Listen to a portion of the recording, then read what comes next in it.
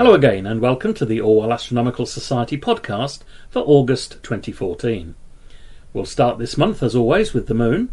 In August we have a full moon on the 10th of the month and a new moon occurring on the 25th, which as we'll see later is not very good news for the meteor spotters amongst us.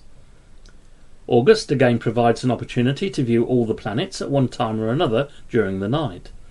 Mercury is visible just before dawn around 4 a.m. at the beginning of the month, very low down in the northeast. Venus is best viewed just before sunrise around the 1st of the month, low down in the northeast, best seen around 4 a.m.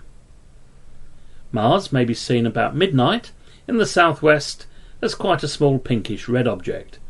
It is not really worth looking at through binoculars or a telescope, as it really is becoming a small disk and will prove quite disappointing. Jupiter may be seen mid-month around 5 a.m. low in the east-northeast. But Saturn is perhaps the best object to observe this month. Around 8 p.m. it is low in the southwest in the constellation Libra. As I mentioned last month, if you are a little more confident at finding planets, then Neptune and Uranus may be found in the constellations of Aquarius to the south and Pisces also to the south. And the best time to look is in the hours before midnight. There are a couple of nice clustering events this month, or conjunctions as they are called. The first is around the 16th to 20th, when Venus and Jupiter get very close to each other, joined by the crescent moon on the 23rd and 24th. The second, on the 31st, sees Saturn getting very close to the moon. Well worth looking at. And now the meteor showers this month. One of the most exciting, and perhaps the best of the year, is the Perseids, which runs from the 17th of July to the 24th of August, but are at their best on the nights of the 11th and 12th of August, from around 1 a.m. in the morning until dawn. Meteors occur when the Earth's orbit takes it through a patch of debris left over from passing comets. Now this debris mainly consists of small particles about the size of a grain of sand. When the Earth crashes through this debris field, these particles enter the Earth's atmosphere incredibly fast and burn up due to friction. We see these bright streaks across the dark background of the night sky. You can also see a meteor or two on any night of the year, and these are called sporadic meteors.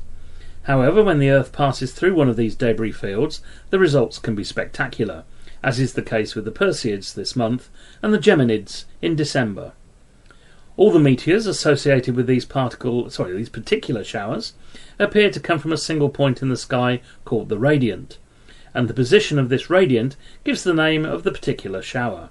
So this month the radiant of the Perseids is in Perseus, and the number of meteors that we can expect to see is given by the term ZHR, or zenithal hourly rate.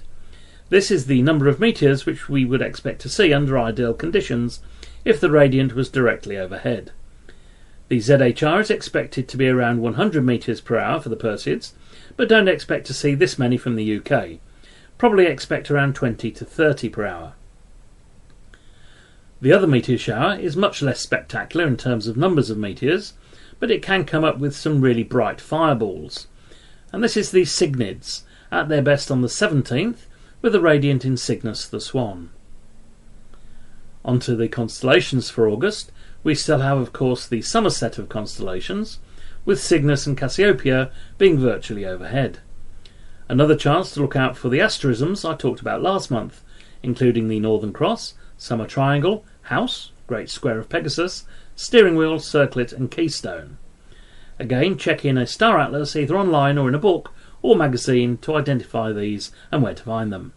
However, I have been asked about the whereabouts of the Steering Wheel and Circlet, and these both may be found between Pisces and Aquarius. If you have a small telescope, now is a good opportunity to look at the Andromeda Galaxy, which is one of the nearest neighbouring galaxies to our own. It can be found between the Great Square of Pegasus and the constellation Cassiopeia. If you can find this okay, there are quite a few other objects of interest that you might be able to find, including galaxies, nebulae and star clusters. I hope that this podcast has given you some ideas of what to look out for this month. There is plenty more out there to see, and I recommend that you look on the internet, astronomy magazines or in an astronomy book or sky map to show you what else is out there and where to look for it. Another useful tool is the planisphere, which you can use to find out exactly what is overhead at any time and date of the year, and these are readily available from any good bookshop. Listen out next month for September's highlights. Bye for now.